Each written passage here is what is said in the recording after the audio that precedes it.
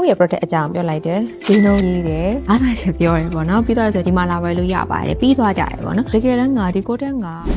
အားလုံးပဲမင်္ဂလာပါညီမကတော့ MOE ရဲ့ marketing advisor ရုံးမြတ်ပဲဖြစ်ပါတယ်ဒီတစ်ပတ်မှာဆိုလို့ရှိရင်တော့ဒါ sharing လုပ်ပေးချင်တာလေးကအကုန်လုံးပေါ့နော်ဒါလုပ်ငန်းရှင်တွေအားလုံးက Facebook မှာဆိုလို့ရှိရင်လည်းတုံးနေကြပြီ TikTok မှာဆိုလို့ရှိရင်လည်းရောက်နေကြပြီပေါ့နော် content မှာဆိုလို့ရှိရင်တချို့သူတွေက copywriting ပေါ့နော်ကိုယ့်ရဲ့ product အကြောင်းပြောလိုက်တယ်ကိုကြော်ညာတဲ့ခြင်းတဲ့ဟာကိုဆက်ပြီးတော့ဖတ်ချင်စေဖြစ်ရလားဆိုတာလေးကအရင်ရေးကြည့်တယ်ပေါ့နော်ဒါကြောင့်မို့လို့ content မှာဆိုလို့ရှိရင်မဖြစ်ဖြစ်ဘယ်နေရာမှာပဲဖြစ်ဖြစ်ဒါ content မှာမဟုတ်ဘူးဘယ်ကြော်ညာမှာပဲဖြစ်ဖြစ်တကယ်ချင်းအချင်းချင်းပစ္စည်းတစ်ခုရောင်းနေရဆိုလို့ရှိရင်တော့မှဒီပစ္စည်းကိုဝယ်တော့ဖို့ final တိပဲစဉ်းစားပဲနဲ့ဒီပစ္စည်းကိုသူဆက်ပြီးတော့သိချင်တာအောင်ဒါဘာပစ္စည်းလေးလဲဘယ်ရလာတာလဲဘလို့မျိုးရှိတာလဲဆိုတာသိချင်တာကိုက attention ရအောင်ပြောရတယ်ပေါ့နော်နှာခမ်းနေလာလေးဆိုလို့ရှိရင်ဒီနှာခမ်းတွေကိုကလှရလို့တပြောလို့မရဘူးသူ့ရဲ့ feature ပဲဖြစ်ဖြစ် packaging ပဲဖြစ်ဖြစ်ဒါကတော့ပစ္စည်းကလက်တွေ့ပြင်မှာမြင်ရတာ哦အပြင်မှာလက်တွေ့ပြဖို့ခက်တယ်ဆိုလို့ရှိရင် content နဲ့ရေးမယ်ဒါမှမဟုတ် copywriting ရေးမယ်ဆိုလို့ရှိရင်ကိုယ့်ဘက်ကနေပြီးတော့ headline ကောင်းကောင်းဖန်တီးဖို့လိုတယ်ခေါင်းစည်းပေါ့နော်ဆိုတော့ lipstick နဲ့ပြန်ပြီးဆွဲသုံးမယ်ဆိုလို့ရှိရင်ဒီ lipstick ကဘာတုံးလဲသူကနှာခမ်းကွဲတက်တာလားဒီလိုမျိုးပေါ့နော်ကိုယ့်ရဲ့ရောင်းမဲ့သူရဲ့အခက်အခဲကိုသိချသိထားဖို့လိုတယ်ဒီအခက်အခဲကိုကဖြည့်ရှင်းပေးနိုင်တဲ့ဟာက